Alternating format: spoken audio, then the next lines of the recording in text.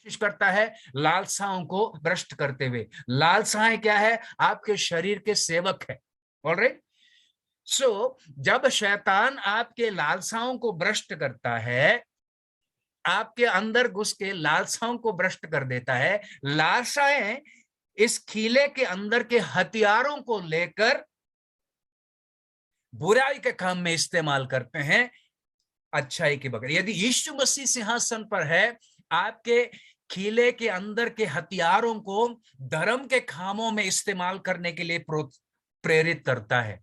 परंतु जब पाप घुसता है, अभिलाषाओं को भ्रष्ट करता है, वो अभिलाषा आपके और हमारे शरीर के अंगों को, जिसको हथियार मैं कहता हूं, उसको लेकर अधर्म के काम करने के लिए इस्तेमाल करता है। ओके? आपके हाथ, आपके आंख, आपके मुंह, आपके कान, आपके पैर, आपके सेक्सुअल ऑर्गन्स, आपके यौन संबंधी अंगों को लेकर बुराई के ओर ले जाता है। ओके? 13 वचन में उसको पढ़ते हैं। 13 वचन पढ़िए।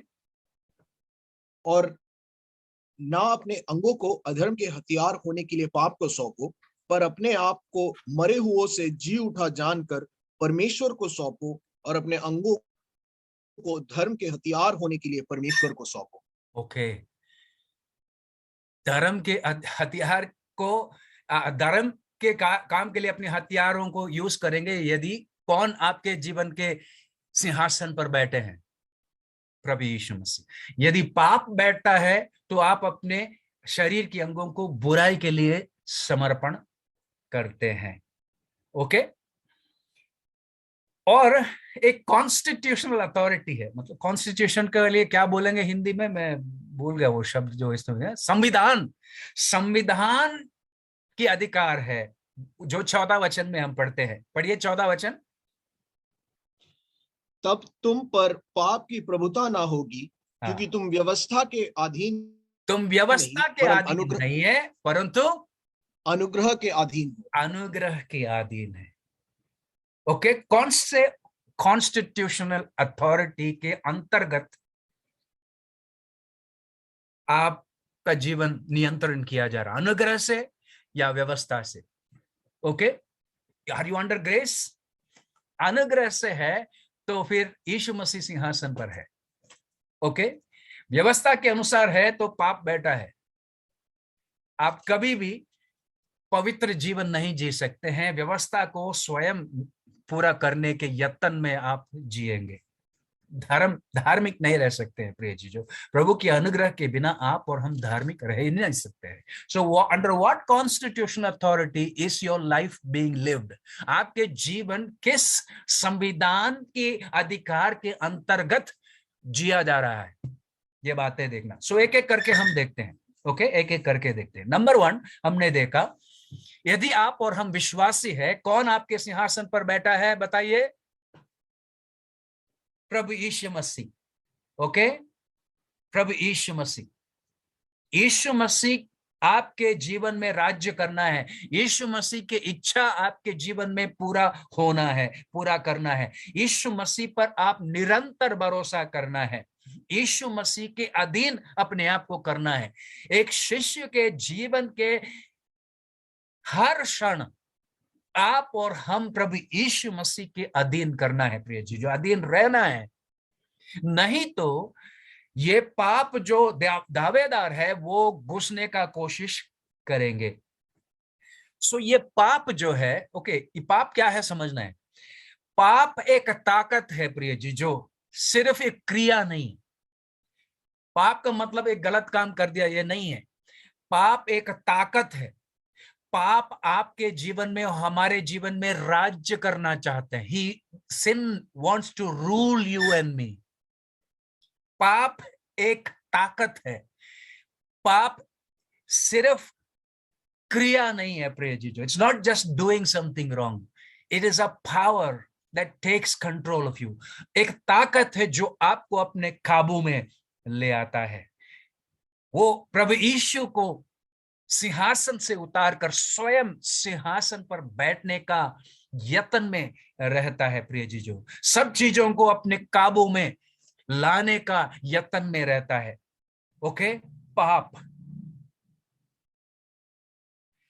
तीसरा बात हमने देखा, हमारे शरीर के अंदर कुछ सेवक है, वो है हमारी अभिलाषाएं, हमारे डिजायर्स, वो सेवक है। पर पाप जब हमारे अंदर आता है, इस अभिलाषा को अपने कब्जे में ले लेता है। ओके, और फिर अभिलाषा शरीर के भलाई के लिए काम नहीं करता है, पर शरीर के विरोध में काम करता है। वो दुश्मन के हाथ में एजेंट बन जाता है, स्पाई बन जाता है, एजेंट बन जाता है, ताकि आपके और हमारे शरीर में जो हथियार हैं उसको इस भ्रष्ट अभिलाषाओं के क्या है, अभिलाषाओं के अनुसार आप और हम जिएं।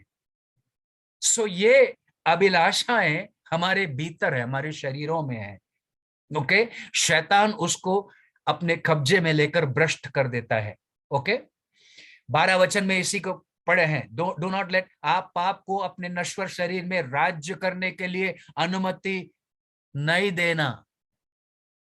कैसा करता, अपने अभिलाषाओं को भ्रष्ट करते हुए, है ना, और परमेश्वर के विरोध काम करने के लिए, परमेश्वर के विरोध में जीने के लिए आपको और हमें उकसाता है, प्रिय चीजों। सो हमारे डिजायर्स, हमारे अभिलाषाएं जो है, पाप का एजेंट बन जाता है।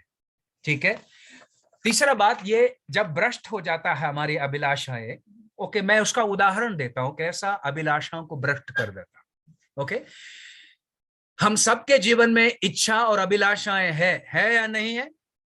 आंसर करो, है। Okay, there are desires. Okay, for example, भूख लगेगा तो इच्छा क्या होता है? खाना खाने का। सही है, नहीं है? आपको भूख लग लेते हैं, आप क्या करते हैं? खाना खाते हैं, नहीं खाते हैं? हैं? खाना खाते हैं। क्या ये खाना खाने का अभिलाषा खराब है? नहीं है, अच्छा है। ओके, पर जब पाप हमारे अंदर घुसता है, इस खाना खाने का अभिलाषा को क्या कर देगा? हमने पढ़ा, भ्रष्ट कर देगा।